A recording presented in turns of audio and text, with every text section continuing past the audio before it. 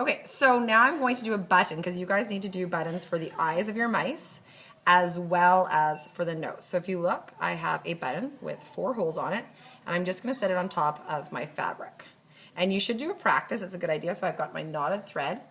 I'm going to come up behind the button, and I'm going to go directly across, not diagonally, through the other hole. And I'm going to do that, oops, you can't see it all, 3 times. Okay, so cross again and stay in nice and close. Oh, look, I got a little bump there. Pull that through. Do you see this? 3 times through that same hole. And then I'll show you what that looks like so you can see the first set of sewing. And I'm going to do the same thing again. 3 times. I need to get the camera in a better spot. 2.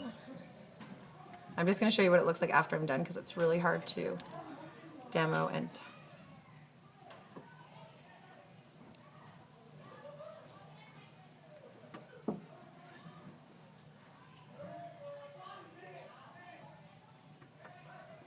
so now this is when I'm done both sides, and you can see that there is sewing through both sets of holes. Can you guys see that? Now, here's where it gets a bit tricky. You need to make a stem. So what you're going to do is you're going to go up behind the back of your button. Can you guys see that? I'm up behind the back of my button. Then I take my thread and I wrap it around the button 3 times. So 1, 2, 3. When I'm done doing that, I'm going to take my needle, so everybody sees the needle, and I'm going to go behind the button, and you can see that I've come back through the original sewing on the back side of my fabric. So now here I am.